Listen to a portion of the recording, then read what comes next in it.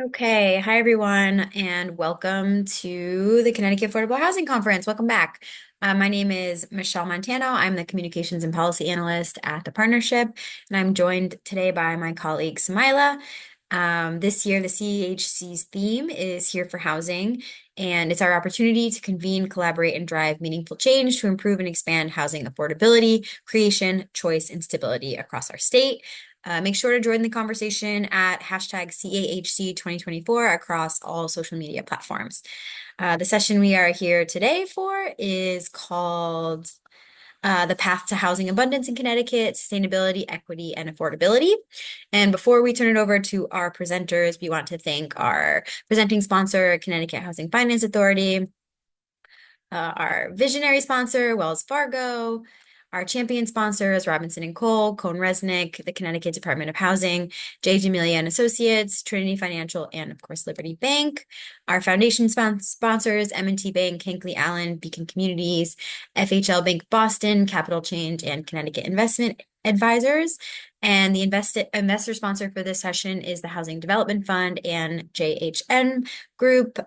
These sponsors' support helps make the conference happen each year and keeps it free for everyone to attend, which we love. Just a few housekeeping items before we start. The session is being recorded, and we will make all recordings available as soon as possible. You'll be able to find them on the partnership's YouTube page as soon as early next week. Please remain on mute unless the speaker asks you to unmute. And if you have any tech issues, please select the chat icon and reach out to either me or Samila, and we can try to help you get sorted. And finally, post-session, you can complete a session feedback survey by clicking on the megaphone icon in the lobby. We really appreciate the feedback. We try to make the conference better and better each year. So we can only do that if we know what you like and what you don't like. So please do feel free to fill out that survey. And without further ado, I will hand it over to our presenters. Thanks so much. Just want to say thank you, Partnership for Strong Communities, for inviting us to be a part of this. It's a great event and brings together, I think, a lot of great people thinking about this issue and also folks that are really interested about it. So we're always really excited to participate. I do want to apologize from the onset. I managed to sprain my ankle this morning, so I was not going to be wearing a t-shirt sprawled on my couch with my dog on my lap, but I am doing that currently. So I will do my best to keep things moving along. But luckily, it's a virtual event, so that kind of worked out for certainly for me to keep going on here. Um, all right, so yes, my name is Pete Harrison. I'm the Connecticut Director of the Regional Plan Association, which oversees the Desegregate CT program, and we're here to talk certainly specifically about transit-oriented communities and Work Live Ride, our proposal at the state level over the last few years. Folks are probably familiar with, but we do want to frame it in this broader context of abundance. It is a growing national movement, loosely affiliated, bipartisan, about at the state level and the federal level building more capacity for homes, for transportation, and for clean energy. Desegregate CT and RPA more broadly is very firmly in that space, and we're really excited to frame the housing and climate crisis in this context, and from a solution standpoint, why the abundance movement is so important to Connecticut's future. So I will be joined with a couple of our star organizers and research fellows. I'm going to kick it over to Vali and then Amit to introduce themselves, and then we'll jump into the agenda. Hi, everyone. My name is Vali. As Pete mentioned, I am an organizer with Desegregate CT. I'm currently at Georgetown University, but I'm originally from South Windsor, Connecticut. Hello, everyone. My name is Amit. I'm an advocacy fellow here at Desegregate CT. I'm actually originally from out of state, so I'm from Atlanta, Georgia, but I've been living in New Haven for the last 3 years, where I'm a junior at Yale, and I'm very excited to be here. All right, so our agenda for the next 40 minutes or so is going to frame this abundance conversation around transit-oriented communities, why they're so important for Connecticut. I'm going to specifically go through a recap legislatively of Work Live Ride, what it aims to do, where it is in the last couple of years, where it looks like going into 2025. And then Amit's going to go through putting work, live, ride, and abundance in the context of what other states are doing around transit-oriented communities as well. And then we will have time for questions. I believe we can see them. So if you do have a question during the presentation, throw it in the chat. We'll definitely mark it and come back to it. I'm not sure if you all can see those, but we can see them. So absolutely during the presentation, if anything comes up, please throw it in the chat and we will get to it.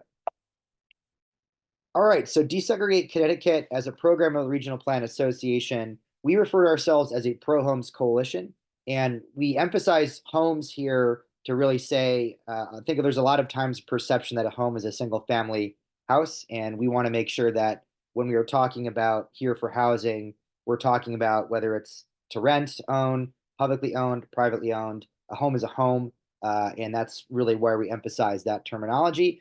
Desegregate CT works as a coalition of about 75 different neighborhood and nonprofit groups. Of course, we were founded in the George Floyd era, where national attention is really focused on systemic racism and segregation, and we also emphasize better land use laws at the local and state level, not just for a racial equity lens, but also to make economic prosperity in Connecticut more achievable, and also, of course, importantly, environmental sustainability. So abundance in this context, and folks familiar with Desegregate CT will honestly hear us use this term all of the above a lot.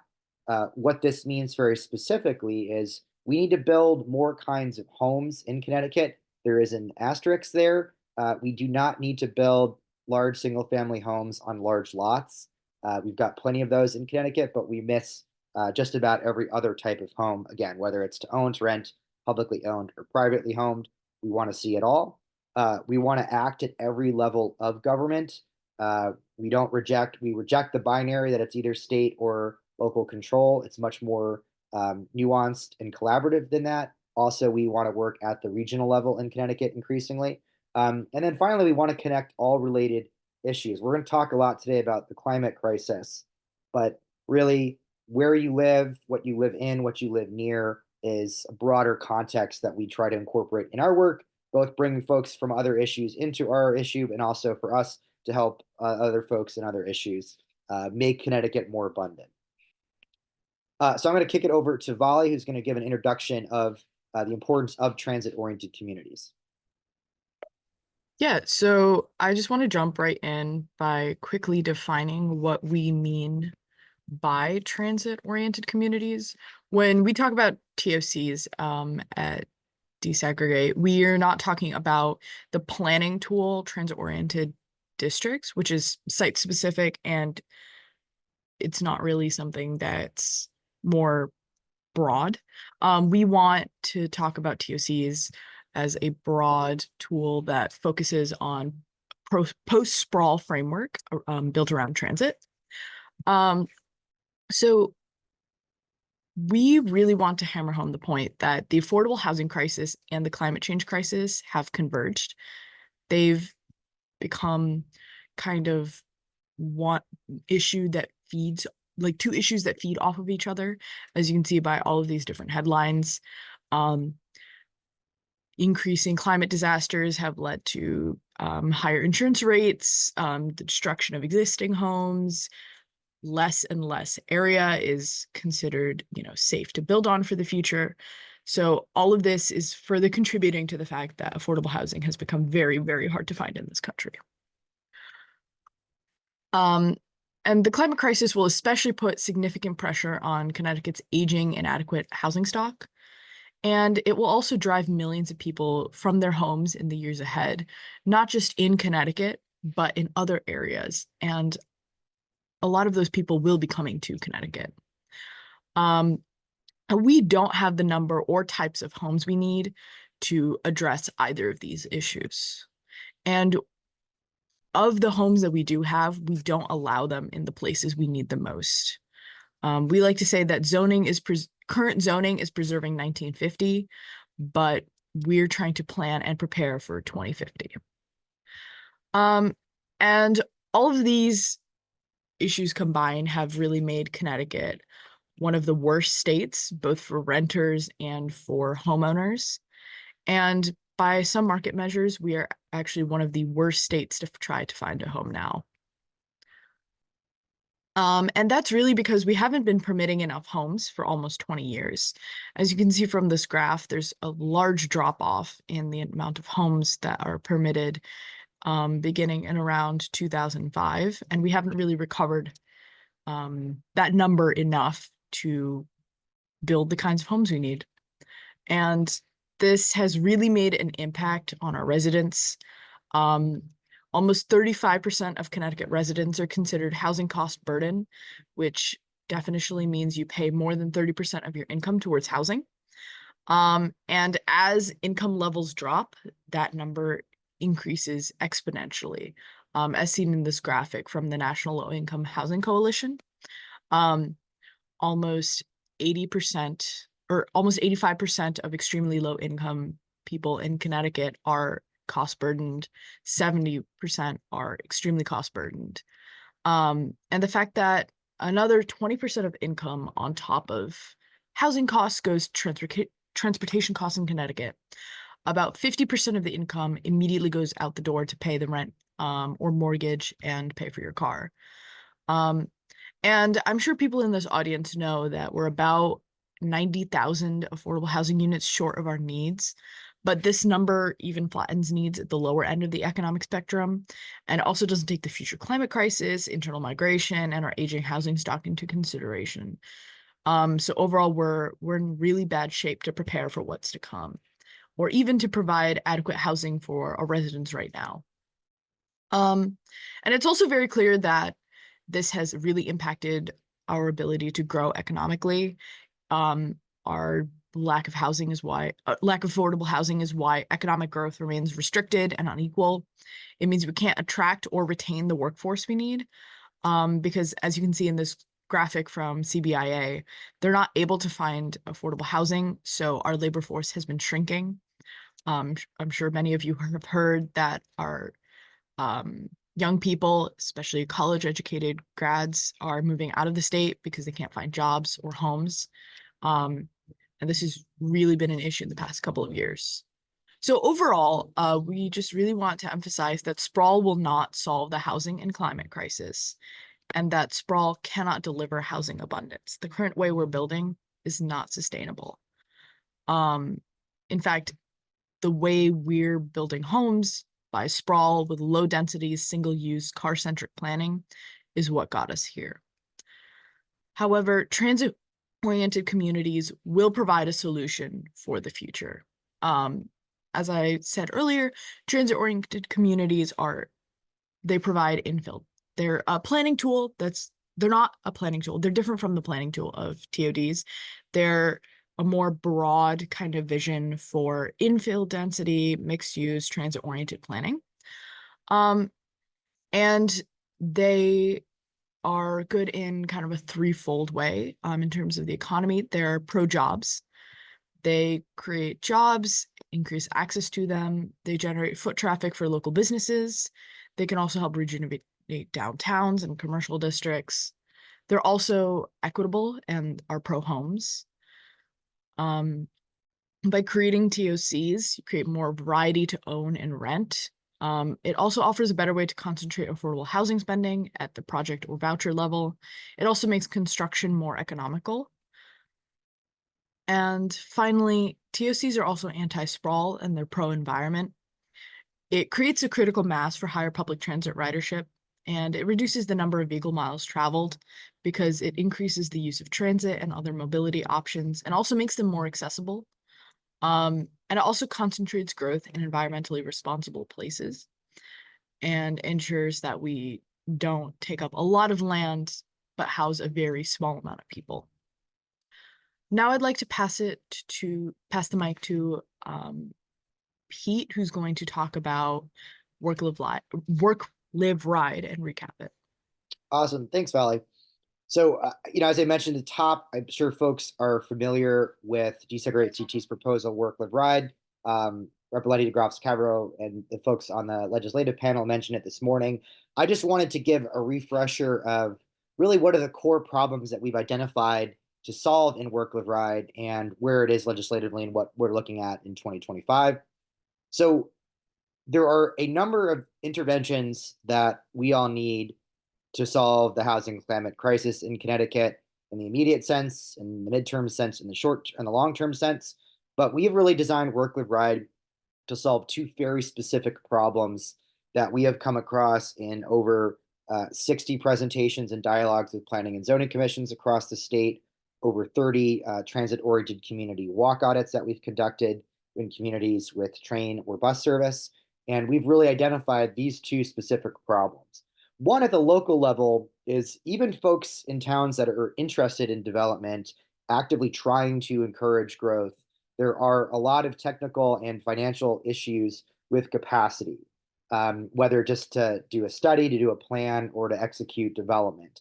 We know that can be used as an excuse in the sort of feigned incompetence or incapacity. And that can be true in certain cases, but we have absolutely found, of course, not surprisingly for a lot of folks on this call, that these are also legitimate concerns that folks that are really interested in developing around a train or bus station really don't know how to move the ball down the field or get the resources in place to unlock either publicly assisted or private development.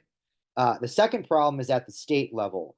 And very consistently, what we hear, not just from local governments, but from the development community, from legislators, even folks at state agency level, is a frustration that state agencies do not coordinate their programs or priorities around really a shared plan or vision for Connecticut.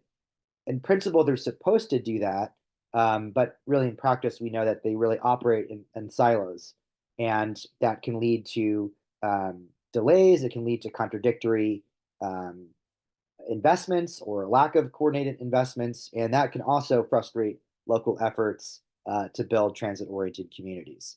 So with that in mind, the idea of Work Live Ride is really designed to provide solutions for both of those problems. So at the local level, the solution is how do we design a program that can incentivize local governments to adopt specific special zoning districts of their choice near the transit station of their choice, and in doing so, prioritizing these communities for certain state funds and technical assistance just for participating communities.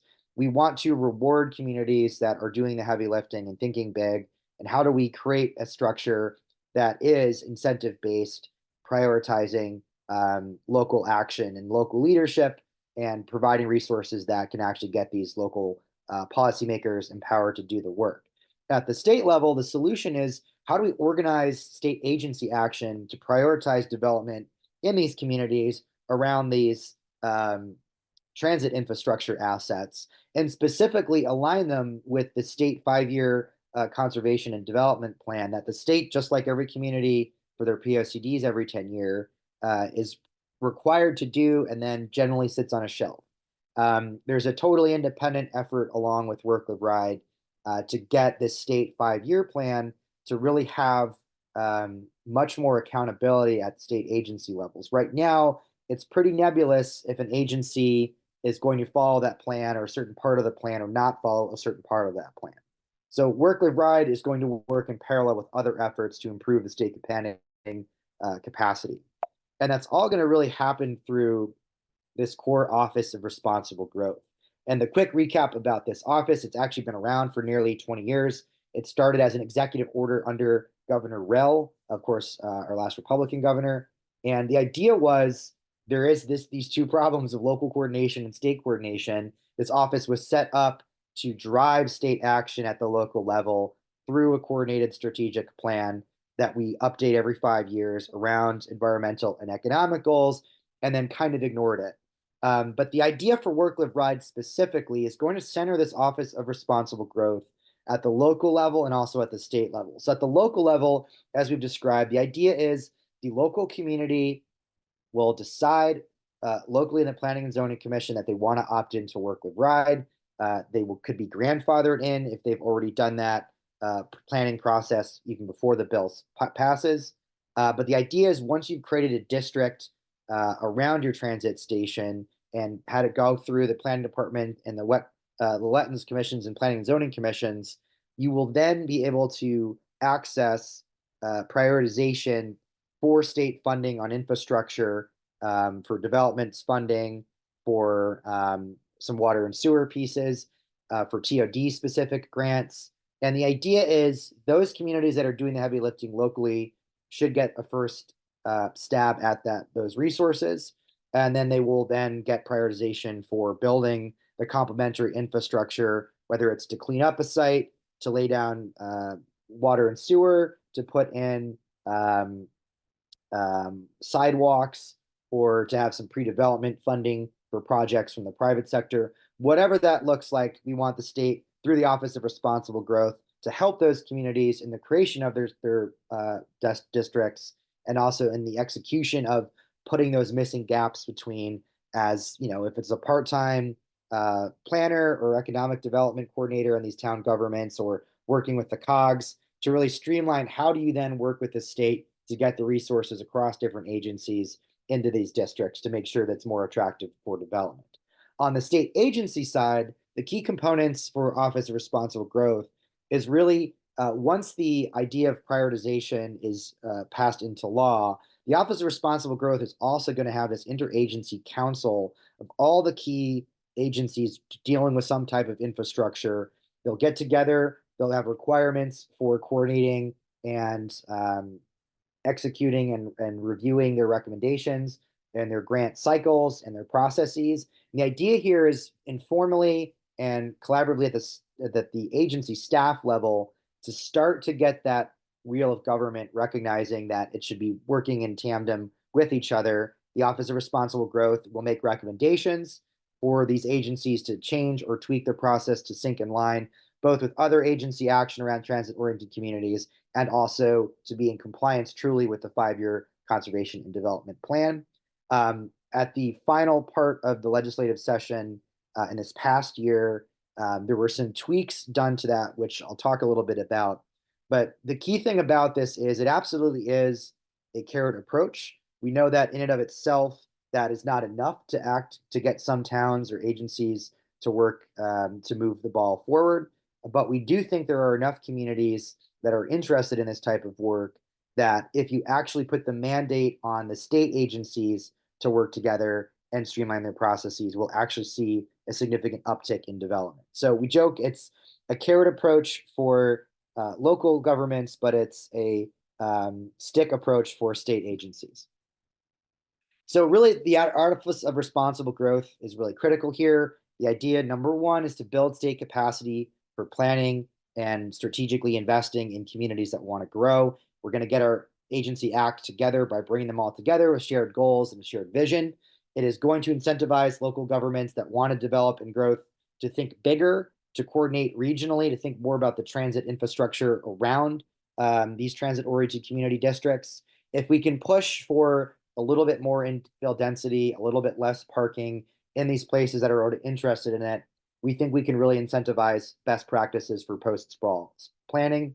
And then finally, importantly, from the taxpayer's perspective, we do want to coordinate limited state funding, limited technical ability, and be able to think bigger as a state level of what kind of growth we anticipate seeing because of climate change and because of the opportunities just geographically that Connecticut has in this larger mega region.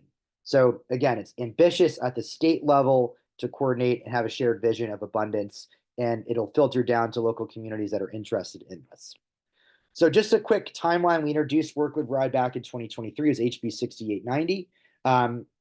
We did get through committee. We were originally part of the large omnibus bill that happened a couple years ago. The one key takeaway from that session was we were able to, and thanks to Majority Leader Rojas and Lenny Negra-Cabros's leadership, get a lot of state buy-in for strengthening the Office of Responsible Growth.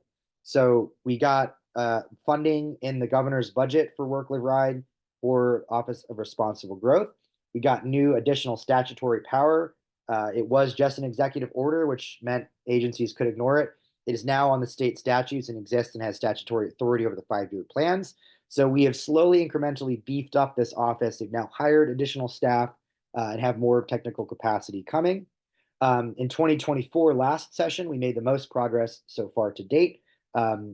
We got 90 votes in the House. It was a bipartisan vote, which is very exciting. And we did have support in the Senate, and we did have support from the governor, but we did run out of time in the short session, as among other bills that we supported had as well. So we feel very confident coming into the 2025 longer session that we do have really critical buy-in in the local community space, at the state agency space. We think this corresponds really well with Governor Lamont's strategy of lifting the Municipal Redevelopment Authority that now is an executive director from David Corus. So we think it syncs up really well with where the Office of Responsible Growth is already going, or the state government is already going. And this will help really be a quarterback for local governments moving forward around this new TSC framework. So a couple of things that were not in the final bill last year. We do want to explicitly work with the Municipal Redevelopment Authority. They're very complementary. We think MRTA is going to do a lot in terms of pre-development and project-based funding and infrastructure funding, but it won't do a lot of coordination on the state side, which is where we think the Office of Responsible Growth plays a really helpful value to. We do want to think about other grant programs to include in the prioritization process. There was a lot of controversy over brownfield programs and some open space programs, but we really want to invest that, have those dialogues in the longer session. We had a component that was specifically cited for expanding or upgrading water and sewer capacity in these transit-oriented community districts. We will probably reintroduce that with a monetary ask for budget, where and what agency and who that looks at, whether that's a standalone piece or also included in Work with Ride, will be a separate question. I've already mentioned we're going to do a lot of work supporting the 25-30 state plan of conservation and development that the ORG has been drafting and working through over the last year or so. We think it's a really exceptional plan that really centers transit-oriented communities, and we want to see it have the type of oversight and accountability on the state agency side that will get these agencies talking together and get people really excited to say there's now a predictable stream of funding around a predictable set of areas and types of development that can really spur a lot of nonprofit or private development in these areas. And I just want to close by saying, this is not storming the castle in every community, and we think that's a piece of the puzzle here. But we just want to highlight that there are a lot of communities already trying to think through this or work through this. By our count, there are about 50 out of 169 communities that have some level of transit-oriented community planning in shape already. There are about a dozen that have some kind of TOD district or zoning overlay already.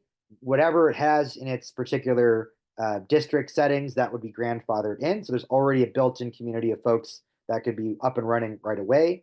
There are about 20 communities that have a really good plan or study in place that just needs some more political buy-in and some pre-development support that we think we can really help create more political groundswell at the local level. And then there are some communities that have either a COG study or a thought of a study that recognize that to deal with a lot of the economic and climate goals at a local level in the affordable housing plans or the POCDs, that their transit is a significant opportunity, and we want to stir those further. So there are a lot of communities that we can build this around that will make a significant immediate impact in terms of our home production. But we think by building up the state capacity in these communities that want to do this first, we can make the larger argument for more state intervention going forward. So I'm going to kick it over to Amit, who's going to give us some perspective in other states. Yeah, so for this final portion of the presentation, we're going to talk a little bit about what state level action has looked like across the country, similar to Work, Live, Ride, kind of give you a more applied look at what other states have done in this sort of mold. So states across the country are passing bills that support transit-oriented communities at the state level. The political support for this is coming from across the spectrum. So it's not just a left-right issue, as you'll see in a little bit. We're really seeing support for transit-oriented communities in a really wide variety of states. A lot of these bills have key similarities as well as key differences with Work, Live, Ride. And since many of them have been passed already, we can kind of take a moment to analyze how they've changed and how they're similar to our proposal here with Work, Live, Ride. So we'll move a couple slides to start with Massachusetts. So Massachusetts passed the MBTA Communities Act in 2021. This has a lot of key similarities to our proposal with Work, Live, Ride. They're requiring multifamily housing as a right within a half mile of transit along key districts along the MBTA commuter lines outside of Boston. They require a minimum gross density of 15 units per acre, which is relatively standard for a lot of these sort of transit-oriented communities proposals. However, the key thing about many other actions, including the MBTA Communities Act, is it is a mandate. It is completely mandate driven, and it is more of a stick approach. And so in this case, they're enforcing that by revoking certain state infrastructure funds for towns that fail to comply. And on top of that, the Attorney General has even threatened to and even filed certain lawsuits against non-compliant towns. So this is something that's different than Work Live Ride because ours is much more of an opt-in proposal as opposed to a mandate. However, there's a bit of a similarity with the way that funding works. We're creating additional infrastructure incentives for towns that are willing to buy in and prioritizing their funding, as opposed to Massachusetts, which is looking more to revoke funding and I guess really punish towns in a punitive sense who do not comply. Couple interesting things to note about this bill. Compliance deadlines were set to be either end of year 2023, 2024, or 2025, depending on how large the town was. For the towns that have already complied in 2023, the vast majority of towns have actually complied from that first round of compliance. Only one or two towns, I believe, are currently looking to be out of compliance, and those are the towns that the Attorney General is potentially looking at filing lawsuits against. And then the last interesting detail here is that this was actually signed into law by Governor Charlie Baker, who is a Republican.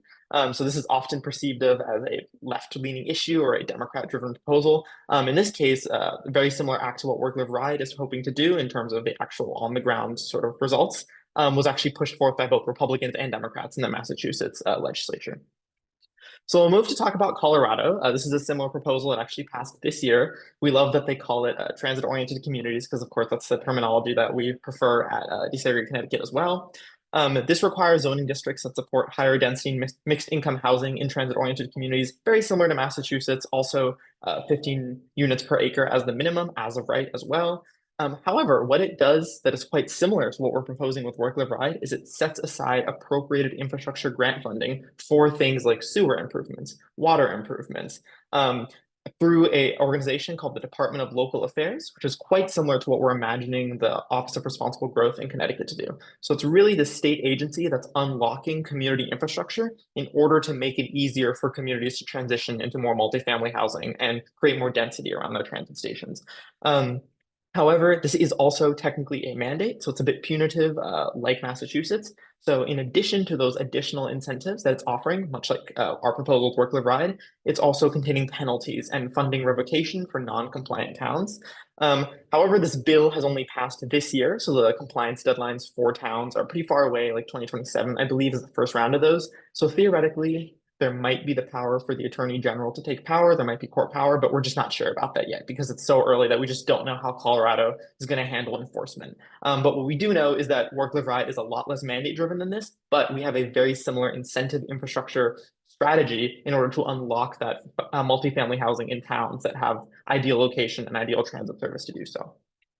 Then swinging the pendulum to the other side, we can look at some other states that have passed similar bills that are doing the right thing in our view, but are doing it with a lot less strict methods. So in both Maryland and Rhode Island, they have commissioned studies or allowed for changes of municipal zoning that can create more density in your transit or look at potential nodes for transit-oriented communities. However, these contain no strong incentives or pretty small bills in both of these cases. And so they're not really able to unlock the wide scale sort of concentration of transit-oriented community development that we're hoping for in Connecticut.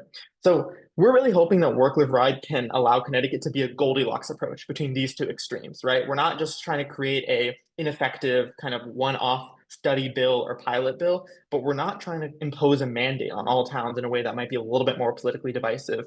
We're really trying to create a strong incentive right in the middle there, where we're using these infrastructure grants, and we're creating an incentive for towns to buy in. As Pete mentioned earlier, a lot of towns, well, the grandfathered and actually towns have already bought in through their own local zoning decisions. So we're really trying to create an incentive for more towns to buy in, so it can be a little bit more effective than what we've seen in places like Maryland and Rhode Island, while also having that political flexibility and wide scale buy-in as opposed to something like Massachusetts or Colorado, which has a great proposal but is a little bit mandate driven.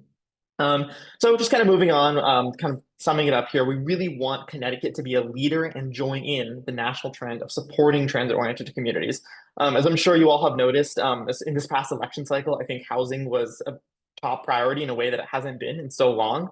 And we really think that transit-oriented communities are increasingly a vision as part of the housing of how to solve the housing affordability crisis at the national scale. There's a reason why so many states across the country are using this specific terminology and these specific strategies in their state level housing proposals. And so we really think that Connecticut can join in on that. We can really become another state that is pushing forth state level housing legislation that supports these sorts of communities, but will also really be a leader because you only have a few states that have done so in such a widespread way. And we really think that with this incentive driven approach, as Pete mentioned, carrot for the towns, but kind of a stick for the state that really focuses on making sure state departments act on it, we can really, really be a leader in pushing forth progressive legislation that supports transit-oriented communities across the nation. So I'll kick it back to Pete to talk a little bit about our call to actions.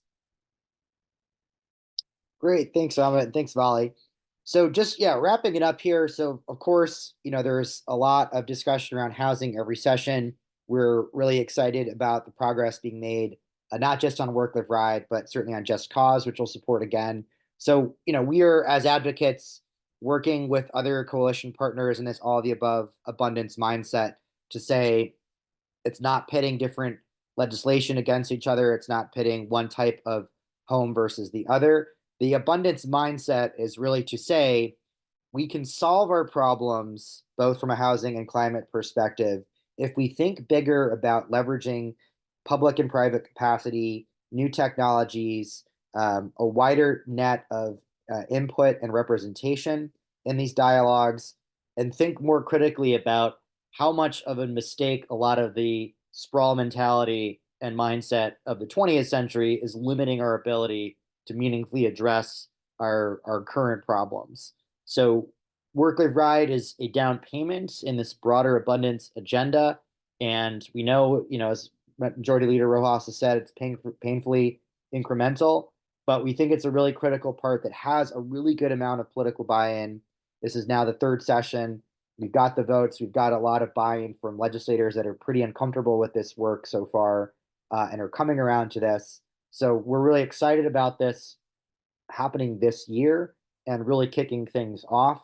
And just in terms of, that tipping point, that sense of there are already communities working on this. How do we make them work on it quicker and build a little bit bigger? How can we get some of those communities sitting on the fence to jump in? And how can we actually get things built to show that the state can help local communities build things? How can we change the circumstances that's going to attract, whether it's public or private investments in our communities? So we really want certainly folks in the housing community think about the climate crisis, folks in the climate community think about the housing crisis, bring all these issues together and around this abundance movement project that's really starting to blossom nationally. And we very much want these conversations to include the business community, the transportation community. There's no one piece of this puzzle that makes transit-oriented communities work. You can't just have the zoning reform. So we're really excited about it. We really want to pass Work Live Ride this coming session. Just a couple of things. Sign up for our newsletter. It comes out every Wednesday with updates about what we're doing, our coalition partners are doing. That's a really good source of legislative action during the session. Join the coalition if you're part of a group that is curious about the abundance agenda, transit-oriented communities. Reach out to one of us on the call. Our coalition is always growing. And finally, just stay in touch. Follow socials. Come out to our meetings. We do a lot of these walk audits and presentations. We're happy to come into your space, your community space, or into your nonprofit work or developer work, whatever it is. We want to talk to you and get you excited about this. So at this point, I'm going to stop my share, and I believe we've got some time for questions. And I saw one question about from Mark. So yeah, I know these are being recorded. I think they'll be on the Partnership for Strong Communities YouTube page, but we're happy to pass along, this presentation and stay in touch with folks that are interested in having this. We spend a lot of time on the road, virtually or in person, and happy to give this presentation at the local level. Had a question too about what do you recommend for next steps for rural towns without town water or sewer transit? Really good question. I think oftentimes this conversation gets pitted as a one size fits all, that we're saying we're going to turn rural towns into Manhattan. That's obviously not the case.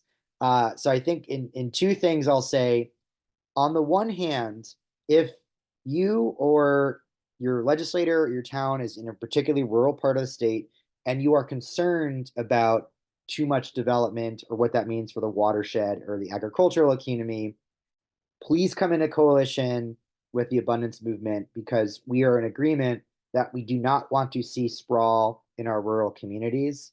And if we don't do anything, sprawl will come for your communities.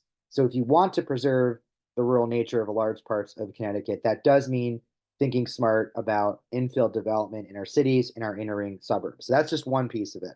The other piece of it is, I don't want to preclude action at rural communities that do not have transit. We are not suggesting that people in those communities do not need more housing abundance. We know that they do.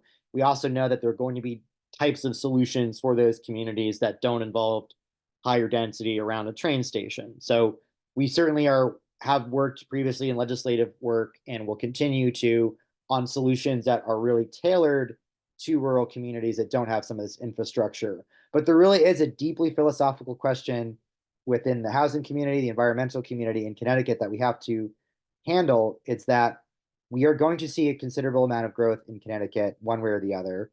And we want it to be in places that can handle that growth and be able to bring in a lot of variety of development. And we are not set up to do that right now. So if you're putting me in a corner to say, do I want to see ADUs built in 169 communities?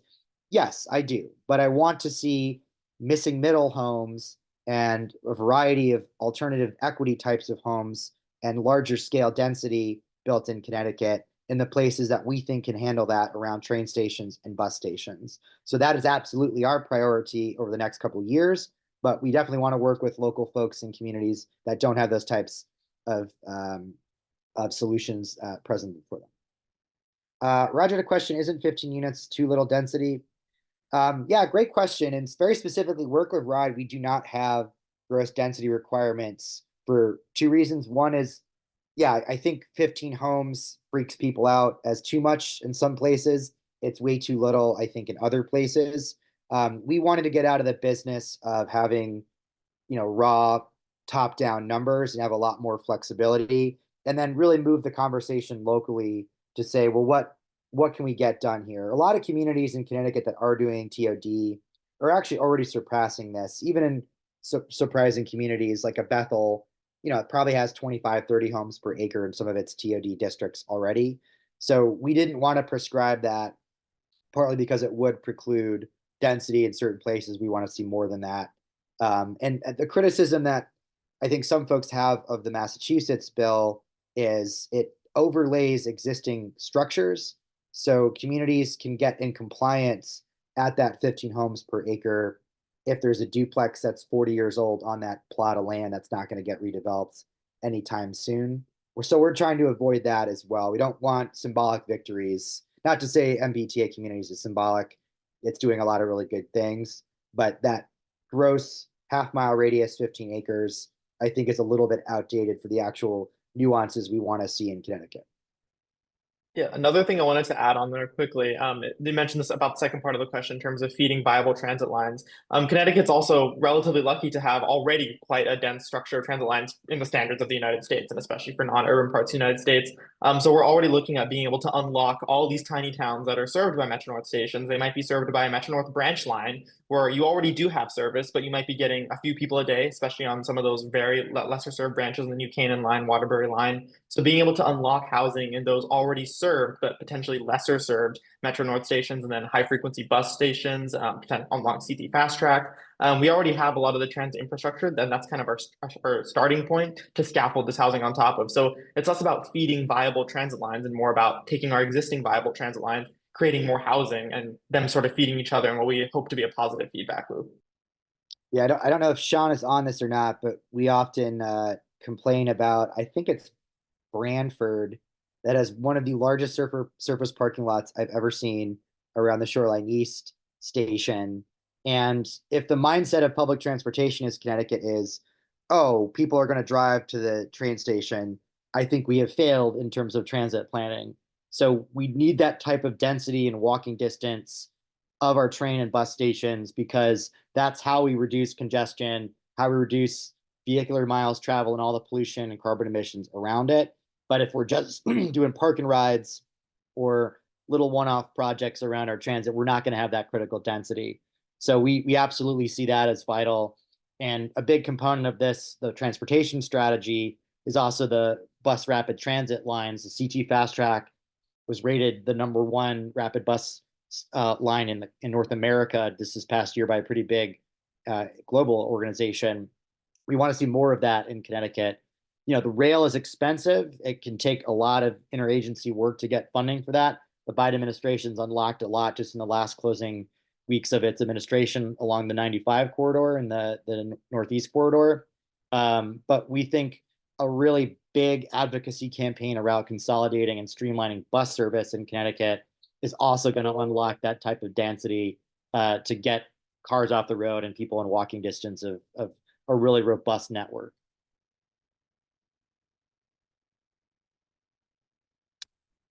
Okay, any other final questions? All right, well, seeing none, I think I'll give 3 minutes to give back to you, Michelle. Awesome. Okay, thank you so much, Pete, and our other speakers. This was really great. Thank you for everyone who joined us.